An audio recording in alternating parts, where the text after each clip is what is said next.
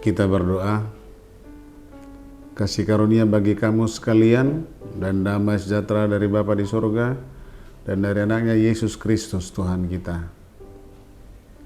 Amin.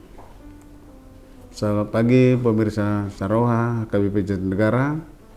Firman Tuhan yang menyapa kita di ibadah kita dalam persekutuan dengan Tuhan di pagi hari ini dari kitab Kolose pasal 2 ayat 3. Demikian firman Tuhan. Sebab di dalam Dialah tersembunyi segala harta hikmat dan pengetahuan. Sekali lagi, sebab di dalam Dialah tersembunyi segala harta hikmat dan pengetahuan. Nah, yang mengawali perenungan kita dalam nas ini ada sebuah pertanyaan begini.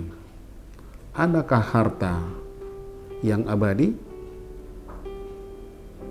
Barangkali kalau kita berpikir misalnya kalau soal harta dunia, tidak ada. Namun jawabannya, adakah harta yang abadi? Ada.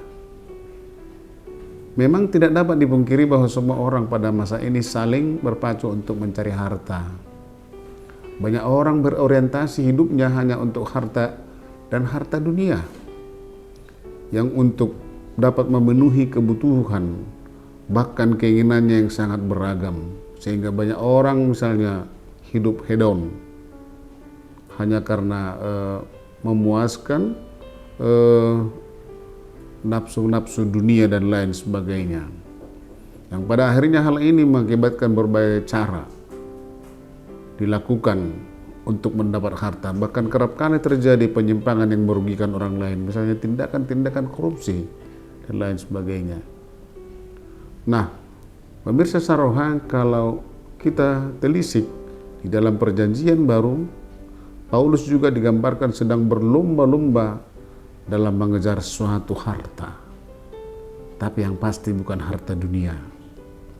Melalui suratnya ke jemaat Kolose dalam nats pagi hari ini, Paulus melukiskan upayanya itu sebagai suatu perjuangan yang berat.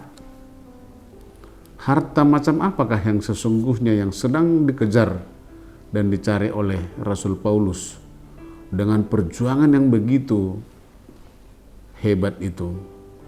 Ternyata yang diperjuangkan oleh Paulus bukanlah seperti yang diperjuangkan oleh manusia pada umumnya. Namun harta yang dimaksud oleh Rasul Paulus adalah harta tentang Yesus Kristus, beriman kepada Yesus Kristus. Paulus menyadari bahwa dia di dalam Yesuslah tersembunyi segala harta, hikmat, dan pengetahuan. Berbeda dengan pemilik harta dunia yang terkadang dan sering sangat enggan berbagi. Paulus justru berusaha sungguh-sungguh agar jemaat di Kolose dapat memperoleh harta itu sebagaimana Paulus juga memilikinya. Sehingga kemudian harta itu dibagikan sebagai bentuk kabar baik, kabar sukacita tentang Yesus Kristus.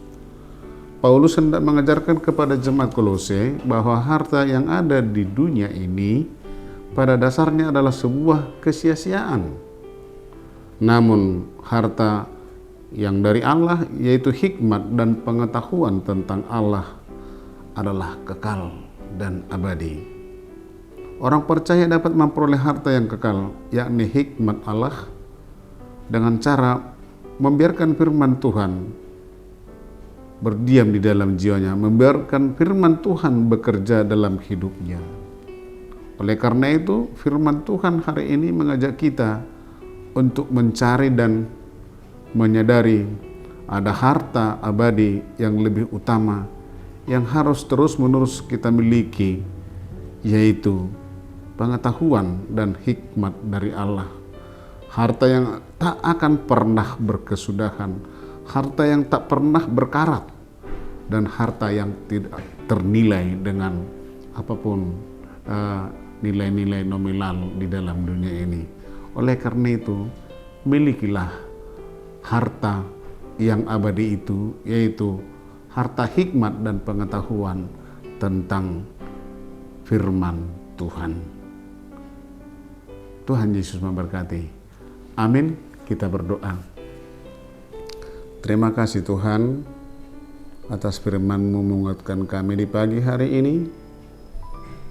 Kami sering diperhadapkan Tuhan dalam kehidupan kami sehari-hari. Yang banyak orang Tuhan hanya hidup untuk mencari harta dunia. Melalui firman-Mu kami diingatkan bahwa ada harta yang kekal dan abadi, yaitu hikmat dan pengetahuan bagaimana kami memilikinya. Karena itu tentang bagaimana kami Tuhan berpengharapan dan beriman kepada Yesus Kristus. Itulah harta hikmat dan pengetahuan. Terima kasih Tuhan, karena itu abadi dan kekal.